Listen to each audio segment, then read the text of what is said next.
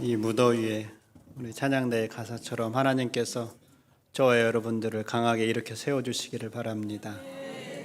오늘은 이렇게 인사합시다. 옆 사람에게 주님의 평안을 빕니다. 반대쪽도 보시면서 주님의 평안을 빕니다. 날이 무척이나 덥고 불볕더위 하는데 우리가 온몸으로 불볕더위를 경험하는 것 같아요. 그래서 우리 모두가 평안하시고 여러분의 건강도 잘 유의하셔서 이 무더위에 잘 이겨낼 수 있기를 바랍니다. 하나님께서 이스라엘 백성들을 이제 애굽 땅에서 탈출시키셔서 어디로 인도하셨지요?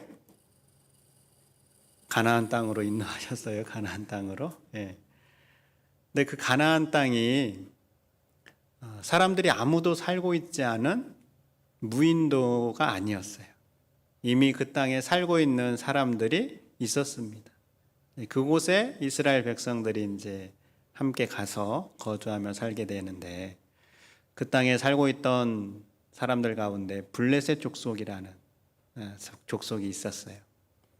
이 블레셋 족속은 이스라엘 지도로 놓고 봤을 때 서쪽에 지중해 지역, 지중해 바닷가를 중심으로 해가지고 비옥한 지역에 자리를 잡고 일찌감치 문화를 발전시켜가지고 이스라엘이나 주변 나라들은 이제 청동으로 생활을 할 때 블레셋은 철기로, 더 단단한 철기로 무장을 해서 아주 주변을 영향력을 발휘했던 그러한 나라로 자리를 잡습니다.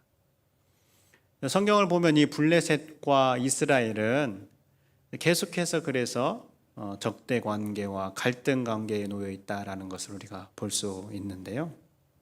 오늘 본문도 그러한 블레셋과 이스라엘과의 관계를 적대 관계에 있는 모습을 우리에게 보여주고 있습니다. 이스라엘은 당시 마지막 사사였던 사무엘이 이스라엘을 다스리던 시대였는데요. 블레셋과 이스라엘 사이에 이제 한바탕 또 전쟁을 치르는 그런 상황에 놓이게 되었습니다. 우리가 5절부터 읽었지만 1절 후반부에 보면 두 나라가 이제 전쟁을 하려고 이렇게 대치를 하고 있습니다. 이스라엘은 나가서 블레셋 사람들과 싸우려고 에베네셀 곁에 진치고 블레셋 사람들은 어디에 진쳤어요? 아벡에 진쳤더니. 이 고대의 전쟁은 이제 가운데 평야나 벌판을 두고 이제 두 적대 국가가 이제 양쪽에서 이제 진을 치잖아요. 이스라엘은 에베네셀이라는 곳에 이제 진을 쳤고 블레셋은 아벡이라는 곳에다가 이제 진을 치고 서로 이제 전열을 가다듬고 이제 전쟁을 하려고 준비하고 있는 것이죠. 그렇게 해서 전투를 했는데 그럼 블레셋이 이겼을까요? 이스라엘이 이겼을까요? 블레셋이 이겼습니다. 오늘 2절 말씀에 보면 블레셋 사람들이 이스라엘에 대하여 전열을 벌이니라. 그 둘이 싸우다가 이스라엘이 블레셋 사람들 앞에서 패하여 그들에게 전쟁에서 죽임을 당한 군사가 4,000명 가량이라. 이렇게 나와 있어요. 1차 전투를 벌였는데 이스라엘이 패하게 된 거죠. 4,000명 가량의 사람들이 죽음을 당하게 되었는데 그럼 패배한 이스라엘 입장에서는 그럼 어떻게 해야 될까요? 작전 회의를 해야 되죠. 그렇죠? 전쟁이 이제 한 번 싸우고 끝나는 게 아니라 내일 또 전쟁을 벌이게 되는데 어떻게 하면 이길 수 있을까? 이제 이스라엘 장로들이 모여가지고 회의를 하게 됐는데 이들의 회의 결과가 탁월한 군사 작전을 계획하거나 또 기막힌 용병수를 아이디어로 내놓은 게 아니었어요. 이들은 어떠한 계획을 내놨는가? 오늘 3절 말씀에 이렇게 나와 있습니다. 백성이 진영으로 돌아오매 이스라엘 장로들이 이르되 여호와께서 어찌하여 우리에게 오늘 블레셋 사람들 앞에 패하게 하셨는고 여호와의 언약궤를 실로에서 우리에게로 가져다가 우리 중에 있게 하여 그것으로 우리를 우리 원수들의 손에서 구원하게 하자 하니 라고 나와 있습니다. 자, 이들이 생각해낸 방법이 무엇입니까? 자, 어떻게 하면 블레셋 사람들의 손에서 구원할 수 있다라고 말씀하고 있습니까? 여호와의 언약궤를 가져다가 자신들 가운데 있게 하자라는 거예요. 그러면 그 언약궤가 자기들을 구원하겠다라고 말하고 있습니다. 여러분, 여호와의 언약궤가 무엇일까요? 여호와의 언약궤는 하나님께서 모세를 통하여서 조각목으로 만들도록 한 사각형 상자예요. 하나님은 이 언약궤 안에 십계명을 새긴 두 돌판과 만나, 또 아론의 지팡이를 넣어두라라고 말씀을 하고 있는데요. 이 언약궤의 모양이 이렇게 생겼습니다. 보시면 이제 저 위에 그룹이 있고 그 돌판을 떼어내면 그 안에 이제 하나님께서 말씀하신 십계명 돌판과 또 만나와 이제 아론의 지팡이가 들어가 있고 뚜껑을 덮고 그 아래 봉을 제사장들이 붙잡고 이제 움직이게 이동할 수 있도록 그렇게 제작한 것이 이제 언약궤입니다. 하나님께서 이 언약궤를 만들도록 하신 이유는 그만 보여주셔도 될 것 같아요. 하나님께서 이스라엘 백성들과 함께 한다라는 것을 상징하시기 위해서 언약궤를 만들도록 하셨어요. 하나님께서 이스라엘 백성들에게 내가 너희와 함께한다 이렇게 말씀을 하시지만 이스라엘 백성들은 그걸 잘 알아차리지 못하잖아요. 그러니까 내가 너희들과 함께하겠다라는 것을 상징할 수 있도록. 여러분, 우리가 비둘기 하면 어떠한 것이 생각이 납니까? 평화가 생각이 나잖아요. 비둘기를 평화로 우리가 상징하는 것처럼 그 언약궤를 통해서 하나님이 함께 하신다라는 것을 이제 상징하도록 언약궤를 만드는 것이죠. 오늘 우리가 읽은 본문은 바로 그 언약궤가 이스라엘 백성들이 진치고 있는 바로 그 진영에 들어오는 장면이에요. 언약궤가 들어오자 이스라엘 백성들이 어떻게 반응하고 있는가 5절 말씀에 보면 여호와의 언약궤가 진영에 들어올 때에 온 이스라엘이 큰 소리로 외치매 땅이 울린지라 이렇게 말씀하고 있어요. 여러분, 전쟁에서 그 군사들의 사기가 엄청 중요하잖아요. 우리가 이길 수 있어, 이러한 마음가짐, 굽힐 줄 모르는 그 기세, 바로 이러한 사기가 엄청나게 중요해요. 그래서 전쟁을 앞두고 장수들은 아주 훌륭한 언변으로 아주 군사들의 사기를 막 끌어올리고 이렇게 하도록 하죠.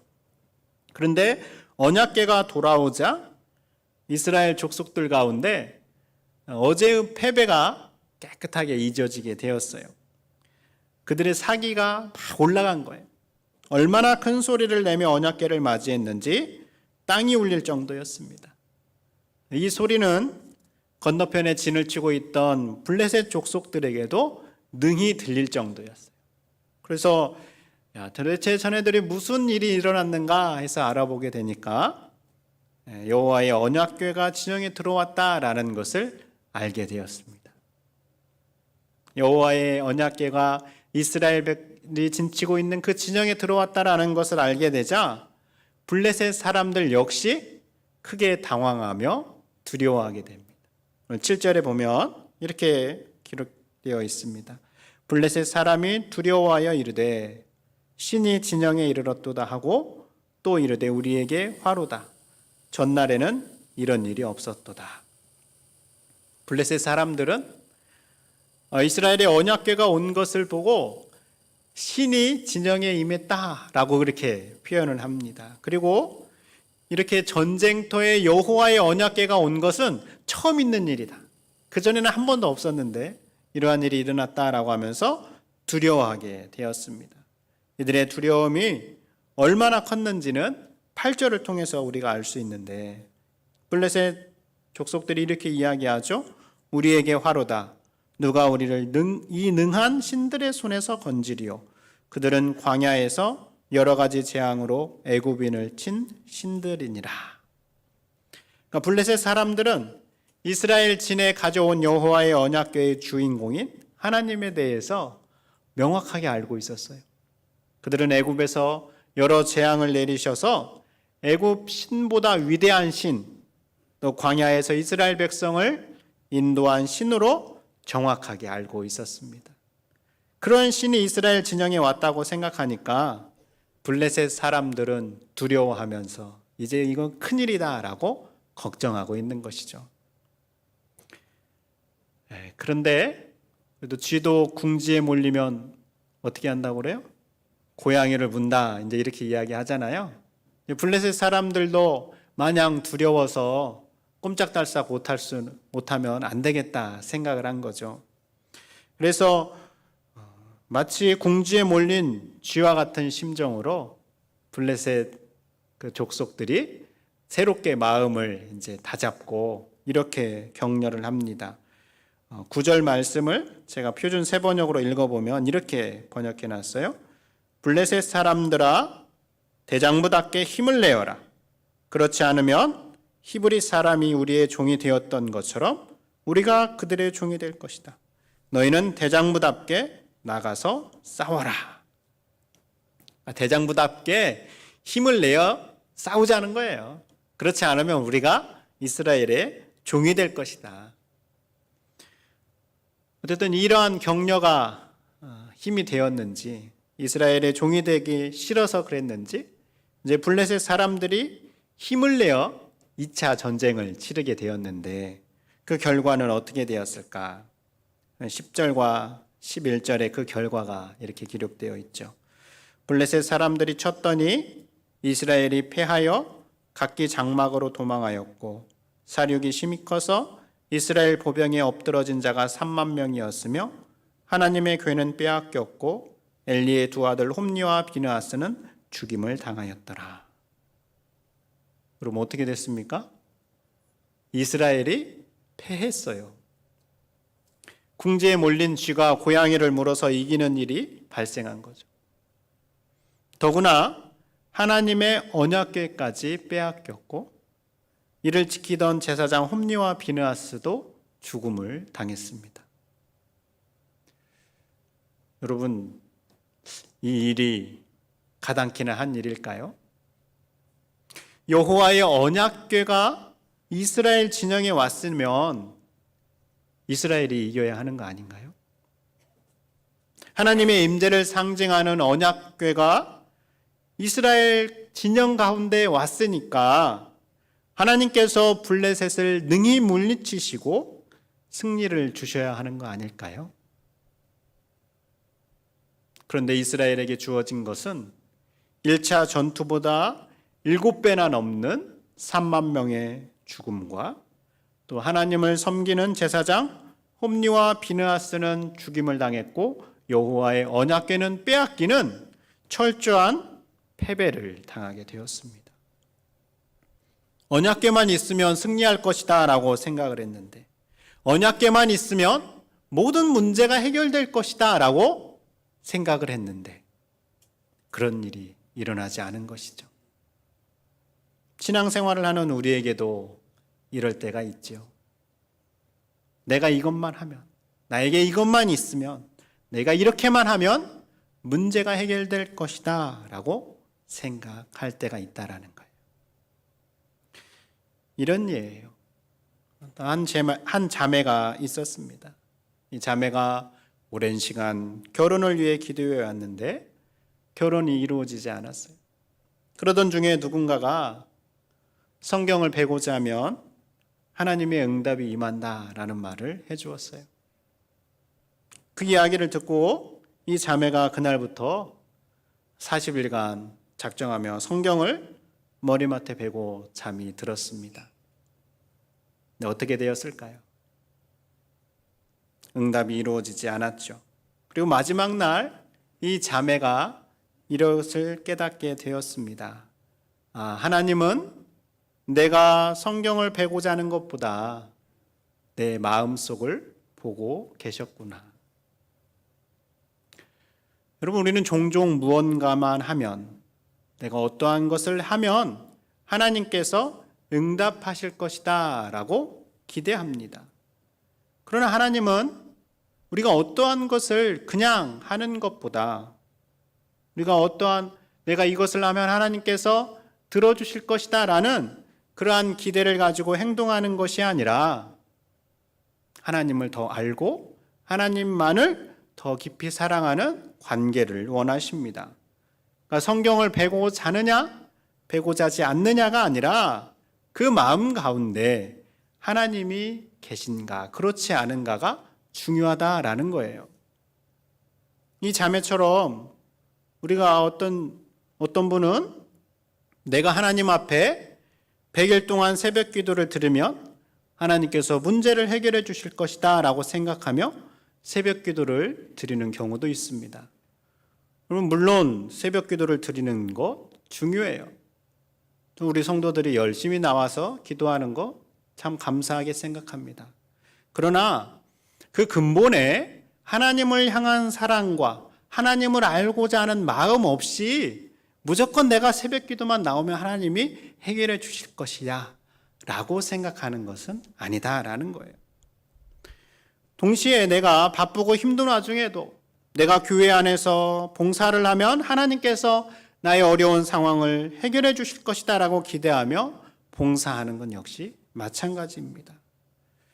이처럼 우리 안에는 하나님 앞에서 내가 이것만 하면 하나님께서 응답해 주실 것이다 라고 기대를 하며 생각할 때가 있습니다. 우리 안에 아무런 하나님을 향한 사랑이나 하나님을 알고자 하는 그런 마음의 내면의 그런 마음 없이 어떠한 문제 해결과 수단으로만 하나님을 기대할 때가 있다라는 거예요. 이것에 대해서 인격의학의 창시자인 폴 투르니에라는 사람은 이것을 마술신앙이라고 정의를 했습니다. 그러니까 마술신앙이라는 것은 우리가 믿는 하나님을 인격적인 하나님이 아니라 내 소원을 들어주는 도구처럼 이용하려는 신앙을 바로 마술신앙이라고 하는 거예요. 이스라엘 백성들이 언약궤만 있으면 하나님께서 승리를 주실 것이다라고 기대하는 것, 내가 이것만 하면 하나님께서 도와주실 것이다라고 생각하는 것, 하나님과의 바른 관계보다 하나님을 도구의 수단으로 여기는 것, 바로 이것이 마술신앙인 겁니다. 제사장인 비느하스의 아내도 이러한 마술신앙의 모습을 우리에게 보여주고 있는데요. 여러분, 여호와의 언약궤를 빼앗겼을 때 비느하스의 아내가 이제 만삭이었습니다. 그런데 여호와의 언약궤를 빼앗겼다라는 그 이야기를 듣고 충격을 받고 갑자기 이제 해산을 하게 되는데 태어난 아이가 아들이었습니다. 그래서 그 옆에서 그 해산을 도와주던 사람들이 당신이 아들을 낳았습니다 라고 하면서 축하의 말을 해주는데 이때 비느하스의 아내가 어떻게 말하는가? 비느하스의 아내가 영광이 이스라엘에게서 떠났다라는 뜻을 가진 이가봇이라는 이름으로 그 아들의 이름을 지어줍니다. 비느하스의 아내가 왜 이가봇, 하나님의 영광이 떠났다 이렇게 이름을 지었는가? 그것은 여호와의 언약궤를 빼앗겼기 때문에 이스라엘에게 더 이상 하나님의 영광이 임하지 않을 것이다 라고 생각해서 그렇게 이름을 지은 겁니다. 그런데 여러분, 언약궤를 빼앗기면 진실로 이스라엘의 영광이 사라지는 것일까요? 하나님의 영광이 언약궤의 유무에 달려있는 것일까요? 그렇지 않아요.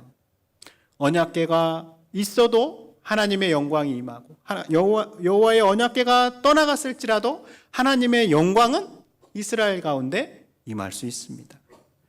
극단적인 예로 우리가 이렇게 생각해 볼 수 있어요. 보통 교회에 가면 이제 앞에 강대상이 있고 그 강대상 위에 이제 성경책을 이렇게 올려놓는 경우가 있습니다. 그 대화 성경책이 이제 말씀을 상징하기도 하고 하나님께서 말씀 가운데 임하신다라는 것을 보여주기 위해서 그렇게 설치해 놓는 경우가 있는데요. 여러분, 그 대화 성경책이 사라졌다고 해서 하나님의 영광과 하나님의 임재하심이 사라지는 것일까요? 그렇지 않아요. 하나님은 그런 거에 구애받지 않으십니다. 그런데 비느하스의 아내는 언약궤를 빼앗겼기 때문에 그렇게 하나님의 영광이 떠나갔다라고 생각하고 있는 것이죠. 사실 하나님께서 모세에게 언약궤를 만들라고 한 것은 앞에서 말씀드린 것처럼 하나님이 이스라엘 백성과 함께 하신다라는 것을 알려주시기 위한 상징이라고 했습니다. 그러나 이스라엘 백성이 하나님을 마음으로 떠나고 범죄할 때에는 아무리 언약궤가 그들과 함께 있을지라도 하나님은 그들과 함께 하시지 않습니다. 반대로 언약궤가 없더라도 이스라엘 백성들이 그 마음 가운데 하나님을 떠나지 않고 하나님을 향한 사랑의 마음이 충만하다면 하나님은 이스라엘 백성과 함께 하시는 겁니다. 이렇게 언약궤를 승리의 도구로 기대하는 어리석은 이스라엘 백성들을 향하여서 하나님은 포기하지 않으십니다. 하나님께서는 이스라엘 백성들을 향하여서 하나님의 일을 여전히 행하고 계십니다. 그래서 마술 신앙에 머물러 있는 이스라엘 백성들을 향하여서 사무엘을 통하여 하나님께서 진정 원하시는 것이 무엇인지를 말씀해 주고 있습니다. 사무엘상 7장 3절의 말씀인데요. 같이 한번 읽어보겠습니다. 시작. 사무엘이 이스라엘 온 족속에게 말하여 이르되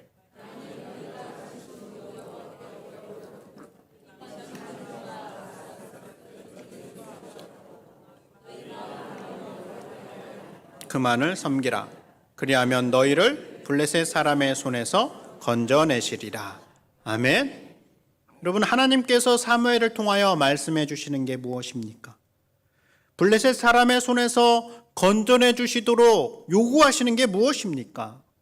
언약궤를 찾아오라라고 말씀하고 있지 않아요. 전심으로 여호와 하나님을 향하는 것, 그리고 그 하나님을 향하는 데 있어서 방해가 되는 우상들을 완전히 제거하라. 그리고 그 마음을 하나님께로 향해라 라고 말씀하고 있습니다. 호세아는 이것을 우리에게 이렇게 표현해 줍니다. 나는 인애를 원하고 제사를 원하지 아니하며 번제보다 하나님을 아는 것을 원하노라. 하나님 앞에 제사나 번제를 드리는 것보다 하나님을 아는 것을 원한다라는 거예요. 이것은 하나님 앞에 무엇인가를 행하는 것보다 우리가 하나님을 더 깊이 알아가는 것, 즉 하나님은 그를 믿는 사람들과 사랑의 관계 맺기를 더 원하신다라는 것을 우리에게 말해주는 것입니다. 지난주에 통기장이신 하나님의 손안에 우리가 있다라고 말씀을 나누었습니다.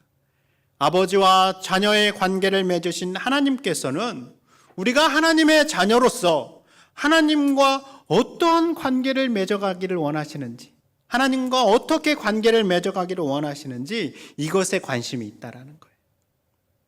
사무엘을 통해 하나님께서 원하시는 것이 하나님과의 관계를 잘 맺어가는 것, 전심으로 여호와 하나님을 향하고 하나님을 섬기는 데 있어서 방해가 되는 것들은 온전하게 제거하는 것, 바로 이것이 하나님께서 원하시는 것이다라는 거예요. 그리고 이것을 알게 된 이스라엘 백성들이 반응을 합니다. 그래서 이들이 미스바에 모였어요. 미스바에 모인 이스라엘 백성들이 사무엘의 말을 따라서 종일 금식하며 하나님 앞에 자신들의 죄를 회개하기 시작합니다. 그런데 이스라엘 자손이 미스바에 모였다 함을 듣고 블레셋 사람들이 재차 공격을 하러 나옵니다. 이를 알게 된 이스라엘 백성들이 두려워할 때 어떠한 일이 일어나는가? 하나님께서 행하신 일이 사무엘상 7장 10절에 기록이 되어 있어요. 함께 읽어보겠습니다. 이것도 시작. 사무엘이 번제를 드릴 때에 블레셋 사람이 이스라엘과 싸우려고 가까이 오매 그날에 여호와께서 블레셋 사람에게 큰 우레를 발하여 그들을 어지럽게 하시니 그들이 이스라엘 앞에 패한지라. 아멘. 자, 지금 어떠한 일이 일어나고 있습니까? 블레셋 사람들이 이스라엘을 공격하기 위해서 쳐들어왔는데 이스라엘 앞에 패하는 일이 일어나게 되었습니다. 그런데 이 일을 누가 행하시고 계십니까? 그날에 여호와께서 블레셋 사람에게 큰 우레를 발하여 그들을 어지럽게 하셨다라고 말씀하고 있습니다. 여러분, 지금 이스라엘 백성들이 한 것은 아무것도 없습니다. 전쟁에서 이기기 위하여서 그들이 행한 건 아무것도 없어요. 그들은 단지 하나님과의 바른 관계를 맺기 위해서 회개하고 금식하자 하나님께서 일하기 시작하셨습니다. 하나님께서 그들 가운데 큰 우레를 바라며 블레셋 사람들을 어지럽게 하시고 이스라엘로 하여금 승리하게 하셨습니다. 하나님께서 일하신 것을 기념하기 위해서 사무엘이 한 돌을 취하게 되는데 그 돌의 이름이 공교롭게도 에베네셀이었습니다. 도움의 돌이라는 뜻이죠. 여러분, 4장에서 오늘 본문에서 이스라엘이 패한 곳이 어디였습니까? 에베네셀입니다. 언약궤만 있으면 된다고 생각한 이스라엘 백성들이 전쟁에서 패한 곳, 마술신앙에 사로잡혀 있던 이스라엘 백성들이 패했던 곳이 에베네셀이었습니다. 그런데 이제 이스라엘 백성들이 회개하고 하나님과 바른 관계를 맺어가자 하나님께서 패배의 장소가 되셨던 그 이름을 승리의 기념으로 사용하고 있습니다. 언약궤가 없어도 하나님을 향하여 전심으로 이스라엘 백성들이 서게 되자 하나님께서 일하시고 하나님께서 이스라엘 백성들의 입술을 통하여 하나님께서 여기까지 우리를 도우셨구나라는 아름다운 믿음의 고백을 하게 만드신 것이죠. 성도 여러분, 하나님께서 우리에게 원하시는 것은 우리가 하나님과 바른 관계를 맺어가는 것입니다. 우리의 마음을 전심으로 여호와 하나님 앞에 향하는 것입니다. 우리가 언약궤만 있으면이라는 생각처럼 무엇이 있어서 내가 무엇을 하는 것으로 신앙생활을 하는 걸 원치 않으십니다. 언약궤만 있으면이 아니라 진실로 우리 삶의 중심에 하나님을 모시고 하나님만 있으면이라는 생각으로 하나님을 사랑하며 하나님과의 관계 안에 서 있기를 원하신다라는 겁니다. 이 관계를 위해서 하나님이 여전히 우리를 부르시고 여전히 우리를 초대하고 계십니다. 언약궤의 유무와 상관없이 이스라엘에게 승리를 주시는 하나님, 그 하나님을 우리가 마음에 모시고 그 하나님을 깊이 만나고 그 하나님과의 관계를 계속해서 발전시켜 나가는 우리 모두가 될 수 있기를 바랍니다. 기도하겠습니다. 하나님께서 우리에게 원하시는 것은 하나님과의 깊은 관계를 맺는 것임을 알았습니다. 우리가 하는 여러 가지 행동들을 믿음의 도구로 이용하는 것이 아니라 하나님을 깊이 만나고 하나님을 더욱더 사랑하며 하나님과 깊은 사귐을 맺으며 살아갈 수 있는 우리 모두가 되게 해 주시옵소서. 예수님 이름으로 기도드립니다. 아멘.